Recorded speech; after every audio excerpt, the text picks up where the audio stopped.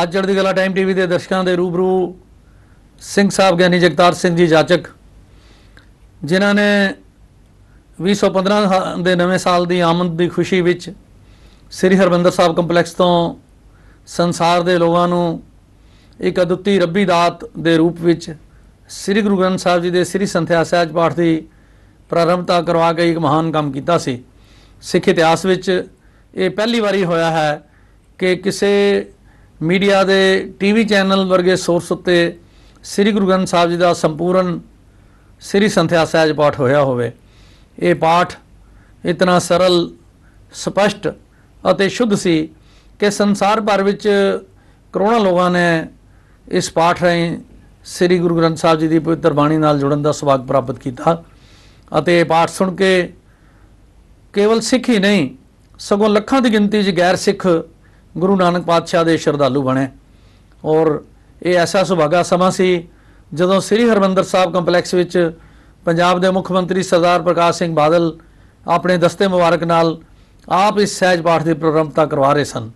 श्री अकाल तख्त साहब जो सिखां का सब तो वड्डा श्रोमणी उच्च स्थान है, तख्त है, जिथों खालसा पंथ नूं दिशा निर्देश हुक्मनामे जारी होंदे हन, उसके जथेदार साहब सिंह साहब ज्ञानी गुरबचन सिंह जी ने आप अरदास करके इस पाठ की प्रारंभता की सी। ये खालसा पंथ लई एक बहुत वड्डी खुशखबरी सी, एक बहुत वड्डी इतिहासक घटना सी। जदों ये पाठ प्रारंभ होया सारे पंथ विच खुशी की लहर फैली और गुरु के सिखां ने दुनिया भर विच इस पाठ का स्वागत किया। अते ये भी तसल्ली वाली गल है कि पाठ इतना फैलिया कि केवल हिंदुस्तान, एशिया या यूरोप विच नहीं, नार्थ अमेरिका विच, आस्ट्रेलिया विच, न्यूजीलैंड विच, दुनिया के बहुत सारे भागों विच, लगभग दुनिया के सारे देशों विच, सारे शहरों विच जिथे जिथे भी गुरु नानक का नाम लैण वाले गुरु के सिख वसदे ने, उन्होंने अपने घरों में बैठ के मल्टीमीडिया के उत्ते ये क्योंकि उपलब्ध सी, मल्टीमीडिया के सारे चैनल्स ने ये पाठ दुनिया के लोगों को सरवण करवाया। और ज्यों ज्यों लोगों को इस पाठ का पता लगता गया त्यों तो हर रोज़ हज़ारां नहीं लखां की गिनती में लोग ये पाठ सुनने लई गुरबाणी नाल जुड़ते रहे। ये साडी कौम दे विच एक ट्रांसफॉर्मेशन लई एक नवा प्रोग्राम सी जो चढ़दी कला टाइम टीवी ने शुरू किया।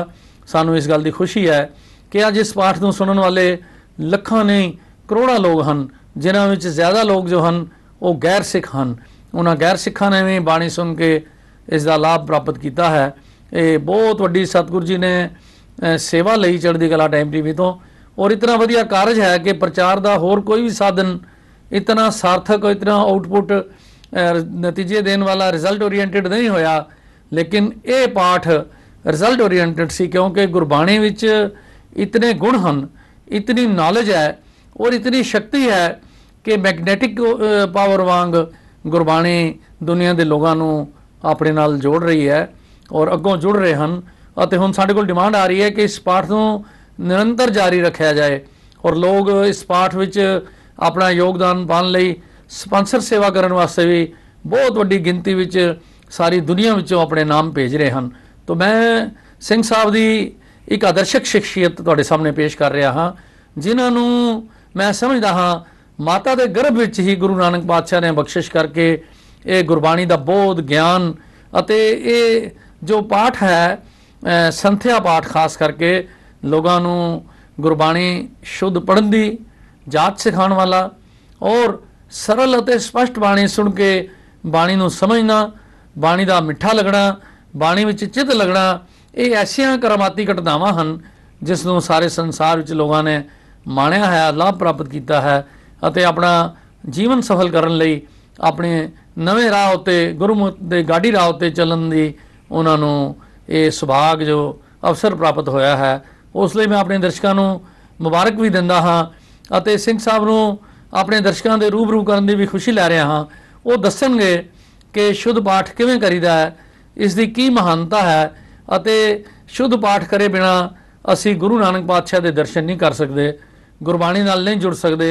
गलत पाठ करके जिथे असी अपना समा व्यर्थ करते हाँ उत्थे सानू पाप भी लगता है, उत्थे सानू कोई फल भी नहीं मिलता अते गुरबाणी का जो अदुੱਤੀ खजाना है उस तो असी वांझे रह जाते हाँ। सिंह साहब जी साडे दर्शकों को दसो कि ਇਹ ਗੁਰਬਾਣੀ ਦਾ ਜੋ ਤੁਸੀਂ ਸੰਥਿਆ ਸਹਿਜ ਪਾਠ ਕੀਤਾ ਹੈ, ਇਸ ਦੀ ਸ਼ੁੱਧਤਾ, ਇਸ ਦੀ ਪ੍ਰਮਾਣਿਕਤਾ ਅਤੇ ਇਸ ਦੀ ਸਰਲਤਾ, ਸਪਸ਼ਟਤਾ ਕਿਵੇਂ ਦਰਸ਼ਕਾਂ ਨੂੰ ਲਾਭ ਪਹੁੰਚਾਉਂਦੀ ਹੈ?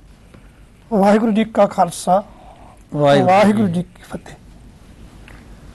ਦਾਸ ਨੂੰ ਅੱਜ ਚੜ੍ਹਦੀ ਕਲਾ ਟਾਈਮ ਟੀਵੀ ਤੇ ਸਮੁੱਚੇ ਸੰਸਾਰ ਭਰ ਦੀਆਂ ਸਿੱਖ ਸੰਗਤਾਂ ਤੇ ਗੁਰਬਾਣੀ ਦੇ ਸ਼ਰਧਾਲੂਆਂ ਦੇ ਰੂਬਰੂ ਹੁੰਦਿਆਂ ਅਤਿਅੰਤ ਪ੍ਰਸੰਨਤਾ ਹੋ ਰਹੀ ਹੈ ਕਿ ਅਕਾਲ ਪੁਰਖ ਵਾਹਿਗੁਰੂ ਜੀ ਨੇ ਬਖਸ਼ਿਸ਼ ਕਰਕੇ ਆਪ ਆਪਣੀ ਕਲਾ ਵਰਤਾਈ ਹੈ ਤੇ 7 ਮਹੀਨੇ ਨਿਰੰਤਰ ਇਹ ਅੰਮ੍ਰਿਤ ਬਾਣੀ ਦਾ ਪ੍ਰਵਾਹ ਚੱਲਿਆ। ਜੋ ਸੰਗਤਾਂ ਨੇ ਪਿਆਰ ਬਖਸ਼ਿਆ, ਜੋ ਅਸੀਸਾਂ ਦਿੱਤੀਆਂ ਨੇ, ਜੋ ਵਿਦਵਾਨਾਂ ਨੇ ਨਵਾਜਿਆ, ਉਸ ਲਈ ਮੇਰਾ ਰੋਮ ਰੋਮ ਰੀਣੀ ਹੈ। ਮੈਂ ਤਾਂ ਸਮਝਣਾ ਦਰਦੀ ਜੀ, ਇਹ ਹਕੀਕਤ ਹੈ ਕਿ ਇਹ ਨਾ ਮੇਰੇ ਵੱਸ ਸੀ ਨਾ ਤੁਹਾਡੇ ਵੱਸ ਸੀ। ਇਹ ਤਾਂ ਅਕਾਲ ਪੁਰਖ ਵਾਹਿਗੁਰੂ ਨੇ ਆਪ ਹੀ ਕਲਾ ਵਰਤਾਈ ਹੈ। ਤੇ ਜਿਵੇਂ ਧੰਨ ਧੰਨ ਸਾਹਿਬ ਸ੍ਰੀ ਗੁਰੂ ਅਰਜਨ ਪਾਤਸ਼ਾਹ ਜੀ ਮਹਾਰਾਜ ਨੇ ਜਦੋਂ ਸ਼੍ਰੀ ਅੰਮ੍ਰਿਤ ਸਰੋਵਰ ਤਿਆਰ ਹੋ ਗਿਆ, ਧੰਨ ਧੰਨ ਸ੍ਰੀ ਗੁਰੂ ਗ੍ਰੰਥ ਸਾਹਿਬ ਜੀ ਮਹਾਰਾਜ ਵਾਸਤੇ ਪ੍ਰਕਾਸ਼ ਲਈ ਸ੍ਰੀ ਦਰਬਾਰ ਸਾਹਿਬ, ਜਿਸ ਨੂੰ ਹਰਿਮੰਦਰ ਸਾਹਿਬ ਕਿਹਾ ਜਾ ਰਿਹਾ, ਇਹ ਤਿਆਰ ਹੋ ਗਿਆ। ਸਿੱਖ ਸੰਗਤਾਂ ਸਲਾਹੁਤਾ ਕਰ ਰਹੀਆਂ ਸਨ, ਧੰਨ ਗੁਰੂ ਅਰਜਨ, ਧੰਨ ਗੁਰੂ ਰਾਮਦਾਸ।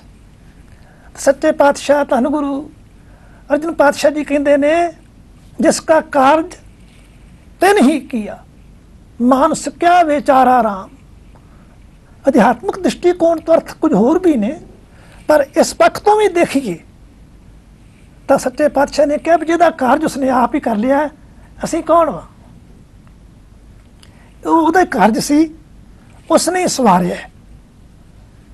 ਔਰ ਮੈਨੂੰ ਇਹ ਵੀ ਪੂਰਨ ਉਮੀਦ ਹੈ ਕਿ ਨਿਰੰਤਰ ਚੱਲੇਗਾ। ਜੇ ਬਾਣੀ ਜੁਗੋ ਜੁਗ ਅਟਲ ਹੈ ਨਾ, ਇਹ ਵੀ ਜੁਗੋ ਜੁਗ ਅਟਲ ਹੋਏਗਾ, ਕਿਉਂਕਿ ਸਿੱਖ ਗੁਰਬਾਣੀ ਤੋਂ ਬਿਨਾਂ ਜਿੰਦਾ ਨਹੀਂ ਰਹਿ ਸਕਦਾ। ਜਿਵੇਂ ਸਰੀਰ ਜਿਹੜਾ ਨਾ ਪ੍ਰਾਣੀ, ਉਹ ਪਾਣੀ ਤੋਂ ਬਿਨਾਂ ਨਹੀਂ ਰਹਿ ਸਕਦਾ। ਜੋ ਮਛਲੀ ਬਿਨ ਪਾਣੀ ਹੈ ਕਿਉਂ ਜੀਵਨ ਪਾਵੇ, ਬਿਉਂਦ ਵਹੂਣਾ ਚਾਤਰ ਕੋ ਕਿਉਂ ਕਰ ਤ੍ਰਿਪਤਾਵੇ। ਇੱਕ ਪਪੀਸਾ ਪਿਆਸਾ ਜਿਹੜਾ ਪਪੀ ਹੈ, ਉਹ ਸਵਾਂਤੀ ਬੂੰਦ ਤੋਂ ਬਿਨਾਂ ਨਹੀਂ ਰਹਿ ਸਕਦਾ। ਇਸ ਤਰ੍ਹਾਂ ਸਿੱਖ ਜਿਹੜਾ ਹੈ, ਉਹ ਗੁਰੂ ਦੀ ਬਾਣੀ ਤੋਂ ਬਿਨਾਂ ਰਹਿ ਨਹੀਂ ਸਕਦਾ। ਸਿੱਖ ਉਦੋਂ ਮਰਦਾ ਹੈ, ਆਤਮਿਕ ਤੌਰ ਤੇ ਮੁਰਦਾ ਹੋ ਜਾਂਦਾ, ਜਦੋਂ ਬਾਣੀ ਨੂੰ ਟੁੱਟ ਜਾਂਦਾ ਹੈ। ਜਿਨ੍ਹਾਂ ਨੂੰ ਤੁਸੀਂ ਧਾਰਮਿਕ ਖੇਤਰ ਵਿੱਚ, ਰਾਜਨੀਤਿਕ ਖੇਤਰ ਵਿੱਚ, ਸਮਾਜਿਕ ਖੇਤਰ ਵਿੱਚ ਇਹਨੇ ਮੁਰਦੇ ਹੋ ਗਏ ਨੇ, ਉਹਨਾਂ ਅੰਦਰ ਧਰਮ ਦੀ, ਜੀਵਨ ਦੀ ਸਪਿਰਿਟ ਨਹੀਂ ਰਹੀ। ਮੈਂ ਸਮਝਦਾ ਇੱਕੋ ਕਾਰਨ ਹੈ ਕਿ ਗੁਰੂ ਸ਼ਬਦ ਨਾਲ ਨਹੀਂ ਜੁੜ ਰਹੇ, ਉਹ ਬਾਣੀ ਤੋਂ ਟੁੱਟ ਗਏ ਨੇ। ਗੁਰੂ ਦੇ ਦਰਬਾਰ ਤੇ ਉਦੋਂ ਆਉਂਦੇ ਨੇ ਜਦੋਂ ਉਹਨਾਂ ਨੂੰ ਸਰੋਪੇ ਮਿਲਣੇ ਹੋਣ, ਸਨਮਾਨ ਮਿਲਣਾ ਹੋਵੇ।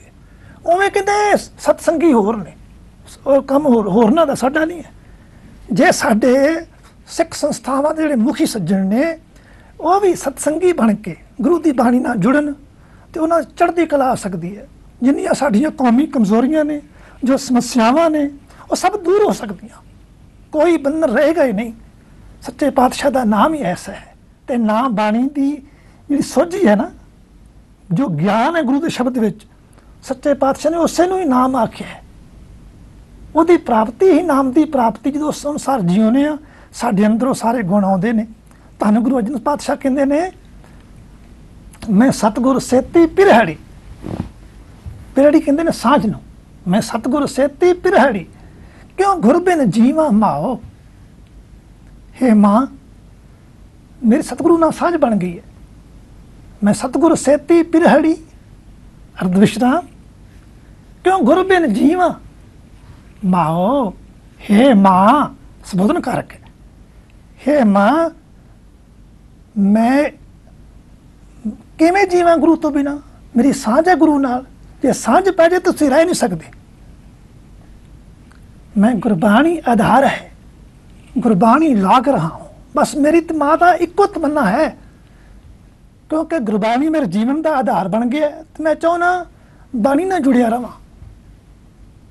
ਪਰ ਇਹਦਾ ਇਹ ਅਰਥ ਨਹੀਂ ਕਿ ਜਿਹੜਾ ਬਾਣੀ ਨਾਲ ਜੁੜਿਆ ਹੈ ਉਹ ਵਪਾਰ ਨਹੀਂ ਕਰ ਸਕੇਗਾ, ਉਹ ਨੌਕਰੀ ਨਹੀਂ ਕਰ ਸਕੇਗਾ, ਜਾਂ ਕੋਈ ਹੋਰ ਕਾਰੋਬਾਰ ਨਹੀਂ ਕਰ ਸਕੇਗਾ। ਨਹੀਂ, ਦੁੱਗਣੀ ਬਰਕਤ ਪੈਗੀ। ਸਾਨੂੰ ਭੁਲੇਖਾ ਹੈ ਕਿ ਜੇ ਇਤਨਾ ਸਮਾਂ ਸਤਸੰਗ 'ਚ ਦੇ ਦਿੱਤਾ, ਪਤਾ ਨਹੀਂ ਕਿੰਨਾ ਨੁਕਸਾਨ ਹੋ ਜਾਏਗਾ। ਨਹੀਂ ਨਹੀਂ, ਬਾਣੀ ਨੇ ਉਦਮ ਬਖਸ਼ਣਾ ਹੈ, ਬਾਣੀ ਨੇ ਤੰਦਰੁਸਤੀ ਬਖਸ਼ਣੀ ਹੈ, ਦਿਮਾਗੀ ਚੇਤਨਤਾ ਬਖਸ਼ਣੀ ਹੈ, ਤੇ ਆਪਣੇ ਆਪ ਹੀ ਉਦਮ ਮਤ ਪ੍ਰਬੰਧ ਤਰਜਾਮੀ ਜਿਉਂ ਪ੍ਰੇਰੇ ਤਿਉ ਕਰਨਾ। ਸੱਚੇ ਪਾਤਸ਼ਾਹ ਮਿਹਰ ਕਰਦੇ ਨੇ, ਆਸ ਨਹੀਂ ਰਹਿੰਦੀ। ਤੇ ਇਹ ਤੁਸੀਂ ਸਾਰੇ ਆਖਦੇ ਹੋ, ਵਪਾਰੀ ਵੀ ਹੋਰ ਲੋਕ ਵੀ, ਉਦਮ ਅੱਗੇ ਲక్ష్ਮੀ ਜਿਉਂ ਪੱਖੇ ਅੱਗੇ ਪਾਉਣ। ਆਲਸੀ ਭੁੱਖਾ ਮਰਦਾ ਹੈ। ਸਿੱਖ ਜਿੱਥੇ ਜਿੱਥੇ ਵੀ ਗਿਆ ਚੜ੍ਹਦੀ ਕਲਾ ਵਿੱਚ, ਉਹਨਾਂ ਕੋਲ ਸੋਹਣੇ ਘਰ ਨੇ, ਸੋਹਣੀਆਂ ਕਾਰਾਂ ਨੇ, ਸੋਹਣੇ ਸਭ ਕੁਝ ਹੈ। ਕਈਆਂ ਨੂੰ ਦੇਖ ਕੇ ਇਸ ਪੱਖ ਦਾ ਜੈਸੀ ਵੀ ਹੁੰਦੀ ਹੈ, ਪਰ ਕਾਰਨ ਇਹ ਸੱਚੇ ਪਾਤਸ਼ਾਹ ਨੇ ਸਾਨੂੰ ਬਾਣੀ ਨਾਲ ਜੋੜ ਦਿੱਤਾ। ਸਿੱਖ ਸਭ ਤੋਂ ਪਹਿਲਾਂ ਜਾ ਕੇ ਗੁਰਦੁਆਰਾ ਕਿਉਂ ਬਣਾਉਂਦਾ? ਉਹਨੂੰ ਜੀਵਨ ਮਿਲਦਾ ਇਹਦੇ ਚੋਂ। ਹਜ਼ੂਰ ਦਾ ਬਚਨ ਹੈ, ਆਲਸ ਸ਼ੀਜ ਗਿਆ ਸਭ ਤਨ ਤੇ, ਪ੍ਰੀਤਮ ਸਿਉ ਮਨ ਲਾਗਾ। ਗੁਰੂ ਦੀ ਬਾਣੀ ਦੁਆਰਾ ਜਿਹਦਾ ਮਨ ਪ੍ਰੀਤਮ ਨਾਲ ਲੱਗ ਜਾਏ, ਉਹਦੇ ਅੰਦਰ ਆਸ ਨਹੀਂ ਰਹਿੰਦੀ। ਆਸ ਨਾ ਰਹੀ ਤੇ ਹਰੇਕ ਖੇਤਰ ਵਿੱਚ ਹੀ ਬਰਕਤਾਂ ਹੀ ਬਰਕਤਾਂ ਨੇ। ਸਿੱਖ ਉਦਮੀ ਹੈ। ਤੇ ਦੂਜਾ, ਸੁਚਤਾ ਆਏਗੀ ਵਪਾਰ ਵਿੱਚ ਵੀ। ਪਰ ਕਹਿੰਦੇ ਨੇ, ਗੁਰਮੁਖ ਸਭ ਵਪਾਰ ਭਲਾ, ਜੇ ਸਹਿਜੇ ਕੀਜੈ ਰਾਮ। ਗੁਰਮੁਖ ਲਈ ਹਰੇਕ ਤਰ੍ਹਾਂ ਦਾ ਵਪਾਰ ਚੰਗਾ ਹੈ, ਭਲਾ ਹੈ, ਪਰ ਜਦੋਂ ਉਹ ਗੁਰੂ ਮਤ ਦੀ ਰੋਸ਼ਨੀ ਵਿੱਚ ਕਰਦਾ ਹੈ। ਮਹਾਰਾਜ ਇਹ ਨਹੀਂ ਕਹਿੰਦੇ ਵੀ ਲੋਕਾਂ ਨੂੰ ਲੁਟਾਈ ਜਾਓ, ਪਰ ਸੱਚੇ ਪਾਤਸ਼ਾਹ ਨੇ ਅੰਮ੍ਰਿਤਸਰ ਦੇ ਵਪਾਰੀ ਆਏ ਸਨ ਧੰਨ ਗੁਰੂ ਅਰਜਨ ਪਾਤਸ਼ਾਹ ਪਾਸ, ਤੇ ਕਹਿਣ ਲੱਗੇ, ਮਹਾਰਾਜ ਬਰਕਤ ਪਾਓ। ਉਹ ਕਹਿੰਦੇ ਨੇ, ਇੱਕ ਬੋਲ ਇੱਕ ਤੋਲ ਰਖੀਜੈ, ਸੁਕ੍ਰਿਤ ਕਰੋ ਸਰਬ ਦੁੱਖ ਸੀਜੈ। ਇੱਕ ਬੋਲ ਰੱਖੋ, ਇੱਕ ਤੋਲ ਰੱਖੋ। ਕਿ ਗੁਰਬਾਣੀ ਦਾ ਸ਼ੁੱਧ ਪਾਠ ਜਿਹੜਾ ਲੋਕਾਂ ਨੂੰ ਸਮਝ ਆਵੇ, ਸ਼ਰਧਾਲੂਆਂ ਨੂੰ ਸਮਝ ਆਵੇ, ਸੁਣਦੇ ਸੁਣਦੇ ਹੀ ਅਰਥ ਸਪਸ਼ਟ ਹੁੰਦੇ ਜਾਣ। ਦਰਦੀ ਜੀ, ਮੈਨੂੰ ਖੁਸ਼ੀ ਹੈ ਕਿ ਬਹੁਤ ਸਾਰੇ ਜੇ ਫੋਨ ਆਏ ਨੇ ਪ੍ਰੇਮੀਆਂ ਦੇ, ਕਹਿੰਦੇ ਤੁਸੀਂ ਕਹਿੰਦੇ ਸੀ ਵੀ ਇਸ ਤੋਂ ਬਾਅਦ ਵਿਆਖਿਆ ਕਰਨੀ ਆ, ਵਿਆਖਿਆ ਦੀ ਲੋੜ ਨਹੀਂ ਰਹਿ ਗਈ। ਬਿਲਕੁਲ ਠੀਕ ਹੈ। ਸਾਨੂੰ ਪਾਠ ਸੁਣਦੇ ਅਰਥ ਸਪਸ਼ਟ ਹੋਈ ਜਾ ਰਹੇ ਆ। ਤੋ ਇੱਕ ਨਿਰਮਲੇ ਸਾਧੂ ਹੋਏ ਨੇ ਸੰਤ ਨਿਹਾਲ ਸਿੰਘ ਜੀ, ਭਾਈ ਸਾਹਿਬ ਭਾਈ ਕਾਹਨ ਸਿੰਘ ਨਾਭਾ ਹੋਰਾਂ ਨੇ ਉਹਨਾਂ ਦਾ ਬਾਰ-ਬਾਰ ਜ਼ਿਕਰ ਕੀਤਾ ਤੇ ਕਵੀ ਰਾਜ ਕਰਕੇ ਲਿਖਿਆ, ਕਿਵੇਂ ਪਾਠ ਕਰੀਏ। ਤੇ ਉਹਨੇ ਉੱਤਰ ਦਿੱਤਾ ਹੈ, ਅੰਨ ਕੋ ਬੰਧੇਜ ਬਾਦ, ਆਸਨ ਕੋ ਸਾਧ ਬੇਸ। ਸਭ ਤੋਂ ਪਹਿਲਾਂ ਆਪਣੇ ਅੰਨ ਤੇ ਬੇਜ ਕਰੋ, ਐਵੇਂ ਪੇਟ ਭਰ ਕੇ ਖਾ ਲਓ ਤੇ ਫਿਰ ਸਾਹ ਨਾ ਨਿਕਲੇ ਤੇ ਬੈਠਣਾ ਮੁਸ਼ਕਿਲ ਹੋ ਜਾਏ। ਅੰਨ ਕੋ ਬੰਧੇਜ ਬਾਦ, ਆਸਨ ਕੋ ਸਾਧ ਬੇਸ। ਆਸਨ ਤੁਹਾਡਾ ਚੌਂਕੜੀ ਮਾਰ ਕੇ, ਜਾਂ ਜਿੱਥੇ ਵੀ ਆਸਨ, ਤੁਸੀਂ ਕੁਰਸੀ ਤੇ ਬੈਠੇ ਹੋ ਜਾਂ ਮੰਜੇ ਤੇ ਬੈਠੇ ਹੋ, ਅਡੋਲਤਾ ਸੁਖੀ ਹੋਵੋ। ਆਸਨ ਕੋ ਸਾਧ ਬੇਸ, ਗਾਤ ਕੋ ਅਲੋਲ ਸੂਦ ਏਕ ਚਾਲ ਲੀਜੀ ਹੈ। ਤੁਹਾਡੀ ਗਤੀ ਜਿਹੜੀ ਹੈ ਸਹਿਜ ਵਾਲੀ, ਤੇ ਇੱਕ ਚਾਲ ਹੋਣੀ ਚਾਹੀਦੀ ਹੈ, ਜਿਵੇਂ ਨਦੀ ਦਾ ਪ੍ਰਵਾਹ ਚੱਲਦਾ ਹੈ। ਤੁਸੀਂ ਸਰਵਣ ਕਰ ਰਹੇ ਹੋ ਪਾਠ। ਦੂਜਾ ਕਿਹਾ, ਚੀਤ ਕੋ ਨਿਰੋਧ ਕੇ ਪ੍ਰਬੋਧ ਕੇ ਪ੍ਰਕਾਸ਼ ਪ੍ਰੇਮ। ਆਪਣੇ ਚਿੱਤ ਨੂੰ ਰੋਕ ਕੇ ਇੱਧਰੋਂ ਉੱਧਰੋਂ ਪ੍ਰਬੋਧ ਕੇ ਪ੍ਰਕਾਸ਼ ਪ੍ਰੇਮ, ਤੇ ਅੰਦਰੋਂ ਪਿਆਰ ਜਗਾ ਕੇ, ਪਿਆਰ ਚ ਭਰ ਕੇ। ਚੀਤ ਕੋ ਨਿਰੋਧ ਕੇ ਪ੍ਰਬੋਧ ਕੇ ਪ੍ਰਕਾਸ਼ ਪ੍ਰੇਮ। ਗਾਦੀ ਨਾ ਵਿਛਾਏ ਨਾ ਪ੍ਰਿਯੰਕ ਹੱਥ ਦੀਜੀ ਹੈ। ਗੱਦੀ ਨਹੀਂ ਲਾਉਣੀ ਵੱਡਾ ਆਸਣ, ਤੇ ਨਾ ਪੈਰਾਂ ਨੂੰ ਹੱਥ ਲਾਉਣਾ ਹੈ ਉਸ ਵੇਲੇ। ਗਾਦੀ ਨਾ ਵਿਛਾਏ ਨਾ ਪ੍ਰਿਯੰਕ ਹੱਥ ਦੀਜੀ ਹੈ। ਖਾਂਸੀ ਸ਼ੀਕ ਵਾਰਤਾ ਜਬਾਈ ਸ਼ੀਕ, ਡਕਾਰ ਮਾਰਨੇ, ਛਿੱਕਾਂ ਮਾਰਨੀਆਂ, ਵਾਸੀਆਂ ਮਾਰਨੀਆਂ, ਹਾਸੀ ਸੀਨ ਥੂਕ ਮੁਖ ਨਾ ਕਰੀ ਜੀਏ, ਵੀ ਨੱਕ ਵਗਦਾ ਹੋਵੇ, ਬਾਰ-ਬਾਰ ਐਂ ਕਰੋ ਨਹੀਂ। ਤੁਸੀਂ ਇਹ ਅੰਨ ਕੋ ਬੰਧੇਜ ਬਾਦ ਹੋ ਜਾਏ, ਸਭ ਕੁਝ ਠੀਕ ਹੋ ਜਾਂਦਾ। ਬਹੁਤ ਅੱਛਾ, ਬਹੁਤ ਅੱਛਾ। ਅਖੀਰ ਤੇ ਕਿਹਾ ਉਹਨਾਂ ਨੇ, ਸਵਾਂਤ ਕੀ ਸੁਭਾਵ ਸਿਓ ਅਕਾਲ ਕੋ ਲਗਾਏ ਧਿਆਨ। ਸਵਾਂਤ ਕੀ ਸੁਭਾਵ, ਸ਼ਾਂਤ ਸੁਭਾਅ ਵਿੱਚ, ਤੇ ਅਕਾਲ ਨਾਲ ਧਿਆਨ ਲਿਆ ਕੇ ਗ੍ਰੰਥ ਜੂ ਕਾ ਪਾਠ ਪਿਆਰੇ, ਇਸ ਭਾਤ ਕੀਜੀਏ। ਬਹੁਤ ਅੱਛਾ। ਹੁਣ ਤੱਕ ਗੁਰੂ ਨਾਨਕ ਸਾਹਿਬ ਦੇ ਸਮੇਂ ਤੋਂ ਹੁਣ ਤੱਕ ਜਿੰਨਾ ਕਾਰਜ ਹੋਇਆ, ਡਾਕਟਰ ਤਾਰਨ ਸਿੰਘ ਹੋਰਾਂ ਨੇ ਉਹਨਾਂ ਨੂੰ 8 ਭਾਗਾਂ ਚ ਵੰਡਿਆ। ਉਸ ਪੁਸਤਕ ਦਾ ਨਾਮ ਵਿਆਖਿਆ ਪ੍ਰਣਾਲੀਆਂ। ਇੱਕੋ ਇੱਕ ਪੁਸਤਕ ਐਸੀ ਬਣ ਸਕੀ ਹੈ ਪੰਜਾਬੀ ਯੂਨੀਵਰਸਿਟੀ ਪਟਿਆਲਾ ਵੱਲੋਂ। ਉਹਦੇ ਵਿੱਚ 8 ਪ੍ਰਣਾਲੀਆਂ ਨੇ। ਸਭ ਤੋਂ ਪਹਿਲੀ ਹੈ ਭਾਈ ਪ੍ਰਣਾਲੀ, ਜੋ ਭਾਈ ਗੁਰਦਾਸ ਸਾਹਿਬ ਤੋਂ ਸ਼ੁਰੂ ਹੋਈ, ਗੁਰਬਾਣੀ ਦੀ ਵਿਆਖਿਆ, ਗੁਰਬਾਣੀ ਦਾ ਉਚਾਰਨ। ਦੂਜੀ ਹੈ ਸੋਢੀ ਪ੍ਰਣਾਲੀ, ਜਿਸ ਵਿੱਚ ਬਾਬਾ ਪ੍ਰਿਥੀ ਚੰਦ ਦੇ ਬੇਟੇ ਮਿਹਰਬਾਨ ਜੀ ਉਹਨਾਂ ਦੇ ਪੋਤਰੇ ਹਰੀ ਜੀ। ਇਹ ਵੱਖਰੀ ਗੱਲ ਹੈ ਕਿ ਉਹ ਆਪਣਾ ਗੁਰੂਟਮ ਵੱਖਰਾ ਚਲਾਉਣ ਲੱਗ ਪਏ, ਪਰ ਵਿਦਵਤਾ ਪੱਖੋਂ ਤੇ ਗੁਰਬਾਣੀ ਦੀ ਵਿਆਖਿਆ ਪੱਖੋਂ ਬੇਈਮਾਨ ਨਹੀਂ ਹੋਏ। ਖਿਮਾ ਕਰਨਾ। ਤਾਂ ਬਾਬਾ ਮਿਹਰਬਾਨ ਜੀ ਸਭ ਤੋਂ ਪਹਿਲਾਂ ਗੁਰਬਾਣੀ ਨੂੰ ਪਦਛੇਦ ਉਹਨਾਂ ਕੀਤਾ। ਆਪਣੀਆਂ ਸਾਖੀਆਂ ਜਿਹੜੇ ਪਰਮਾਰਥੀ ਬਚਨ ਲਿਖੇ ਉਹਨਾਂ ਨੇ, ਗੋਸ਼ਟਾਂ, ਉਹਨਾਂ ਵਿੱਚ ਉਹਨਾਂ ਨੇ ਸ਼ਬਦ ਜਿੰਨੇ ਲਿਖੇ ਪਦਛੇਦ ਕੀਤੇ। ਮੈਂ ਸਮਝਣਾ ਜੇਕਰ ਉਹ ਪਦਛੇਦ ਨਾ ਕਰਕੇ ਜਾਂਦੇ, ਅੱਜ ਸਾਨੂੰ ਪਦਛੇਦ ਬੀੜਾਂ ਨਾ ਪ੍ਰਾਪਤ ਹੁੰਦੀਆਂ। ਹੁਣ ਬੱਚਾ ਬੱਚੀ ਸਾਰੇ ਪਾਠ ਕਰ ਰਹੇ ਨੇ, ਨਹੀਂ ਤਾਂ ਨੇੜੇ ਜਾਣ ਤੋਂ ਵੀ ਘਬਰਾਉਂਦੇ ਸਨ। ਉਸ ਤੋਂ ਬਾਅਦ ਭਾਈ ਸਾਹਿਬ ਭਾਈ ਮਨੀ ਸਿੰਘ ਜੀ ਨੇ, ਜੋ ਉਹਨਾਂ ਦੇ ਨਾਮ ਨਾਲ ਜਪਜੀ ਸਾਹਿਬ ਦਾ ਟੀਕਾ ਜੁੜਿਆ, ਉਹ ਵੀ ਪਦਛੇਦ ਹੈ। ਇਸ ਤਰ੍ਹਾਂ ਇਹ ਹੌਲੀ ਹੌਲੀ ਗੁਰਬਾਣੀ ਪਾਠ ਲਈ ਸਭ ਤੋਂ ਪਹਿਲਾ ਅੰਗ ਹੈ ਪਦਛੇਦ ਹੋਵੇ। ਤੇ ਪਦਛੇਦ ਵਾਲੀ ਜਿਹੜੀ ਸਮੱਸਿਆ ਹੈ, ਉਹ ਸੱਚੇ ਪਾਤਸ਼ਾਹ ਨੇ ਬੜੀ ਕਿਰਪਾ ਕੀਤੀ। ਅਜੇ ਕੁਝ ਪਦਛੇਦ ਹੈਗੇ ਨੇ ਜਿਹੜੇ ਵਿਚਾਰਨ ਵਾਲੇ ਨੇ, ਕਿਉਂਕਿ ਮਨੁੱਖ ਨੇ ਆਪਣੀ ਬੁੱਧੀ ਅਨੁਸਾਰ ਹੀ ਉਹਨੂੰ ਨਖੇੜਨਾ ਅਰਥਾਂ ਨੂੰ। ਖੈਰ, ਤਾਂ ਮੈਂ ਅਰਜ਼ ਕਰ ਰਿਹਾ ਸੀ ਵੀ ਭਾਈ ਪ੍ਰਣਾਲੀ, ਸੋਢੀ ਪ੍ਰਣਾਲੀ, ਨਿਰਮਲਾ ਪ੍ਰਣਾਲੀ, ਉਦਾਸੀ ਪ੍ਰਣਾਲੀ, ਤੇ ਫਿਰ ਸੰਪਰਦਾਈ ਪ੍ਰਣਾਲੀ ਭਾਈ ਸਾਹਿਬ ਭਾਈ ਮਨੀ ਸਿੰਘ ਤੋਂ ਸ਼ੁਰੂ ਹੋਈ। ਉਸ ਵਿੱਚ ਹੀ ਆਉਂਦੇ ਨੇ ਸਤਿਕਾਰਯੋਗ ਗਿਆਨੀ ਗੁਰਬਚਨ ਸਿੰਘ ਜੀ ਪਿੰਡਰਾਂ ਵਾਲੇ, ਭਾਈ ਸਾਹਿਬ ਭਾਈ ਵੀਰ ਸਿੰਘ ਜੀ, ਉਹਨਾਂ ਦੇ ਨਾਨਾ ਗਿਆਨੀ ਹਜ਼ਾਰਾ ਸਿੰਘ ਜੀ। ਇਹ ਦੋ ਲੜੀਆਂ ਬਣ ਜਾਂਦੀਆਂ ਨੇ ਅਗਾਂਹ ਜਾ ਕੇ। ਮੋਢੀ ਭਾਈ ਮਨੀ ਸਿੰਘ ਜੀ ਨੇ।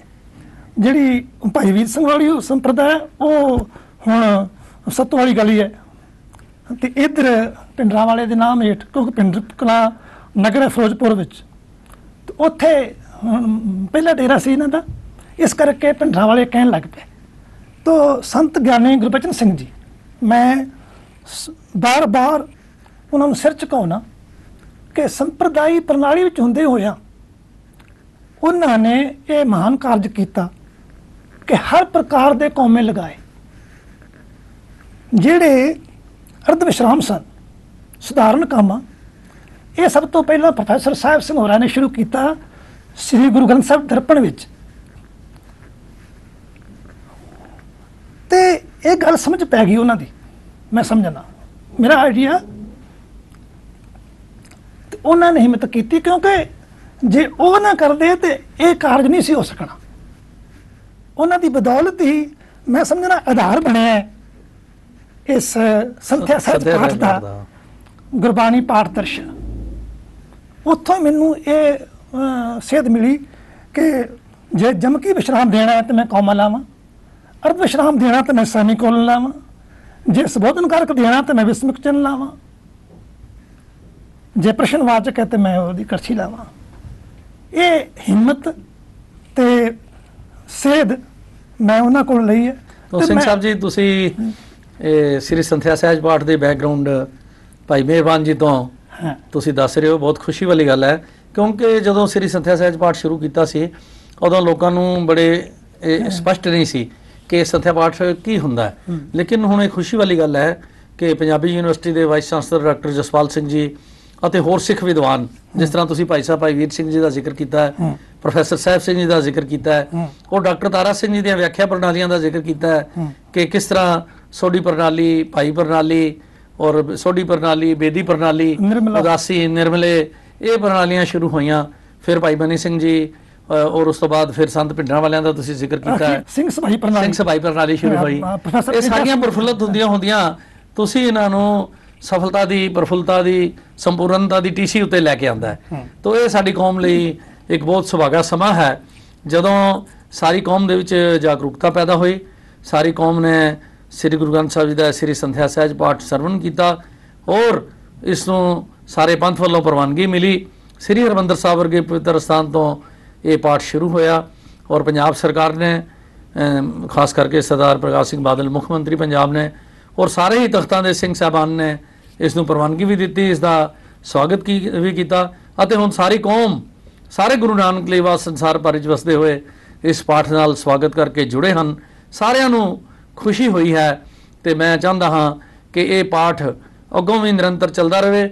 ਸਾਡੇ ਪਾਠਕ, ਜਿਸ ਤਰ੍ਹਾਂ ਸਾਡੇ ਦਰਸ਼ਕ, ਉਹਨਾਂ ਨੇ ਇਹ ਸਾਡੇ ਜੋ ਅਸੀਂ ਸਪਾਂਸਰ ਸੇਵਾ ਵਾਸਤੇ ਬੇਨਤੀ ਕੀਤੀ ਸੀ ਉਸ ਵਿੱਚ ਵੀ ਬੜੀ ਵੱਡੀ ਗਿਣਤੀ ਵਿੱਚ ਆਪਣੇ ਖੁਸ਼ੀ ਦੇ ਗਮੀ ਦੇ ਅਵਸਰਾਂ ਉੱਤੇ ਆਪਣੇ ਪਰਿਵਾਰਾਂ ਦੇ ਬਜ਼ੁਰਗਾਂ ਦੇ ਯਾਦ ਵਿੱਚ ਔਰ ਆਪਣੇ ਕਾਰਜਾਂ ਦੀ ਸੰਪੂਰਨਤਾ ਵਾਸਤੇ ਅਰਦਾਸ ਵਾਸਤੇ ਇਹ ਜੋਦੜੀ ਵਾਸਤੇ ਵੀ ਇਸ ਮਹਾਨ ਯੱਗ ਵਿੱਚ ਆਪਣਾ ਹਿੱਸਾ ਪਾਉਣਾ ਸ਼ੁਰੂ ਕੀਤਾ ਹੈ।